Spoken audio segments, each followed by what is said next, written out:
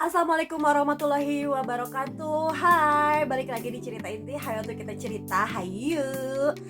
Dan hari ini aku pengen ceritain salah satu updatean kasus. Kalian masih inget gak sih updatean kasus Subang, guys? Ya, jadi minggu-minggu ini memang lagi geger banget karena ternyata kasusnya dari kejadian kasus Subang ini terungkap, guys. Ya, gimana detailnya bakalan aku rangkumin di sini buat kalian. So, ini dia.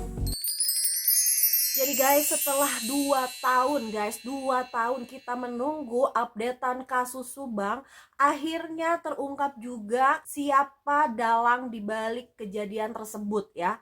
Kalian pasti masih ingat dengan yang namanya Danu ya. Danu adalah salah satu saksi kunci yang dicurigai karena dia itu sempat menguras bak mandi yang tercampur darah, guys. Nah, tiba-tiba Danu ini menyerahkan diri ya ke kantor polisi. Nggak cuma menyerahkan diri aja, tapi Danu juga bilang kalau dia itu memang terlibat sama kasus pembunuhan tersebut.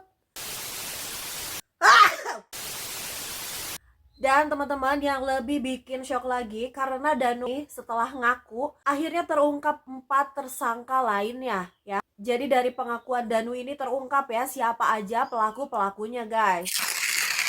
Jadi tanggal 16 Oktober kemarin, Emran Danu alias Danu itu ditemanin sama kuasa hukumnya untuk datang ke Polda Jabar. Jadi cukup lama ya. Jadi tanggal 16 ketemu sama penyidik dan Danu baru selesai diperiksa keesokan harinya tanggal 17 Oktober 2023. Dalam pemeriksaan inilah Danu itu membongkar semua kejadian 8 Agustus 2021 di Desa Ciseti, Jalan Cagak, Kabupaten Bandung, Jawa Barat. Yang akhirnya membuat Danu ini menjadi salah satu tersangka dari kasus Subang tersebut, guys. Dari keterangannya, Danu itu diminta untuk membawa golok sama suaminya Tuti atau ayahnya Amel yang bernama Yosef. Enggak cuma itu, Danu juga diminta untuk menemani Yosef ke TKP, guys. Tapi pas nyampe rumah Tuti dan Amel, Danu itu cuma disuruh nunggu di garasi rumahnya mereka. Pas Danu diminta untuk nunggu di garasi, Danu sih patuh-patuh aja, mau-mau aja gitu. Soalnya Danu juga sama sekali nggak ada curiga-curiganya sama Pak Yosef. Padahal sebenarnya di dalam itu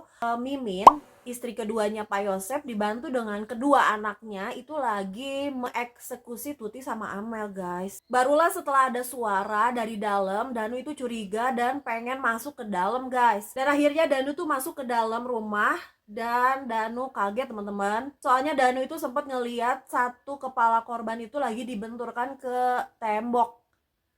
Gila sih. Danu juga di situ posisinya nggak bisa berbuat apa-apa. Soalnya pelaku-pelaku yang lainnya juga dia itu membawa senjata. Karena ngelihat para pelaku pada bawa senjata, ya Danu akhirnya ciut ya. Dia agak-agak takut gitu dan dia disuruh beresin mayatnya Amel sama Ibu Tuti itu, dia mau-mau aja ngebersihin TKP, dia mau aja sampai dia itu disuruh untuk masukin kedua mayat itu ke dalam mobil Alphard. Kasihan banget posisinya Danu di situ gitu ya, yang nggak tahu apa-apa, tiba-tiba dia itu jadi kayak terlibat gitu ya, karena dia memang kayaknya dia tuh orangnya polos gitu, jadi ya mau-mau aja gitu. Nah, sebenarnya kasihan ya posisinya Danu ini terjepit. Buat kalian yang ngikutin atau belum ngikutin dari kasus ini, kita flashback dulu, kita mundur dulu ya sama cerita dari kasus Subang ini. Soal sosok Danu, atau dia itu keponakannya dari Ibu Tuti ya, yang mana berarti Danu itu adalah sepupuan sama Amel. Danu itu udah beberapa kali diperiksa sama polisi, guys ya. Karena kenapa? Karena perilakunya Danu sangat mencurigakan. Satu hari setelah kejadian, Danu itu diminta oleh Yoris, yang mana Yoris ini adalah saudara kandung Amel.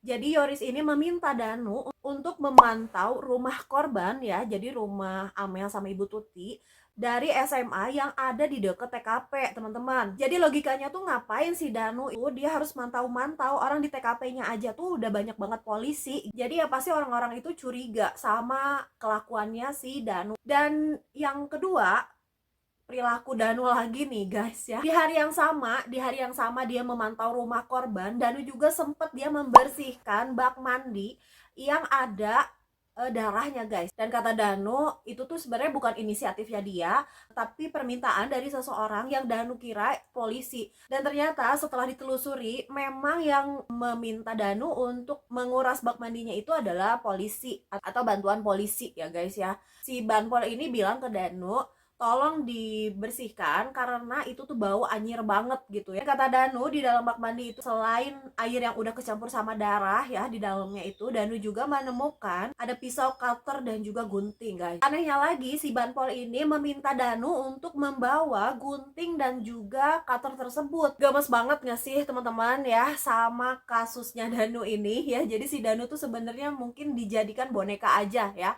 disuruh-suruh ini dia mau gitu kan. Kasusnya itu bisa berlarut-larut sampai 2 tahun kayak gini tuh sebenarnya proses yang sangat melelahkan ya guys ya, apalagi buat kita para netizen ya yang pengen tahu update-annya, atau kasarnya ya pengen tahu polisi tuh becus nggak sih nanganin kasus kayak gini. Jadi kenapa ini tuh alot banget kasusnya, karena menurut kuasa hukumnya Danu itu tidak berani untuk ngebongkar kasus pembunuhannya Ibu Tuti dan juga Amel ya, karena memang Danu itu tuh sebenarnya dia mendapatkan ancaman juga dari pihak-pihak yang merasa terancam gitu ya. Sayangnya identitas si pelaku yang mengancam Danu ini tidak disebutkan. Nah, kenapa akhirnya Danu itu menyerahkan diri? Karena dia itu memang merasa udah kayak capek banget dan nggak pengen berlarut-larut gitu. Dia tuh kayak setiap hari tuh ngerasa trauma gitu kan, ketakutan. Akhirnya dia menyerahkan diri aja gitu, daripada dia tuh harus setiap hari ngerasain hal-hal yang nggak enak. Nah, dari pengakuannya Danu ini terungkaplah 5 tersangka ya. Yang pertama udah jelas Danu ini menjadi tersangka.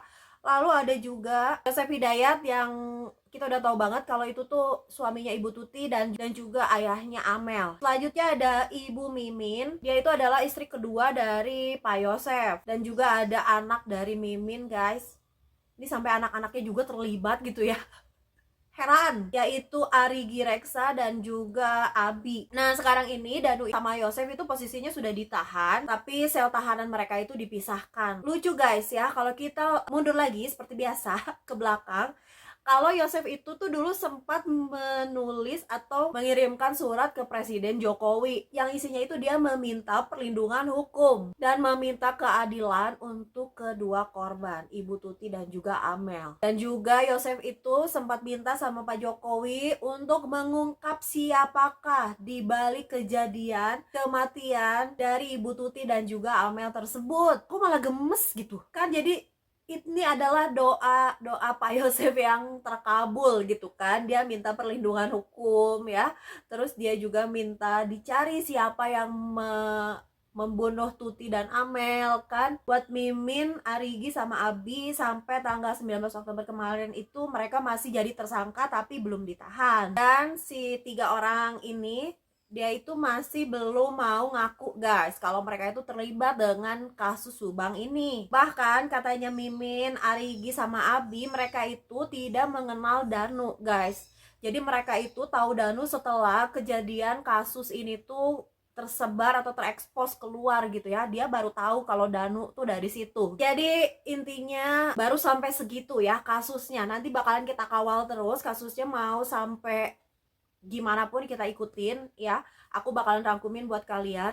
Apakah Mimin ini sebenarnya dia tuh memang otak pembunuhan dari kasus Subang, kita nggak tahu ya. Yang jelas kita kawal terus kasusnya sampai selesai.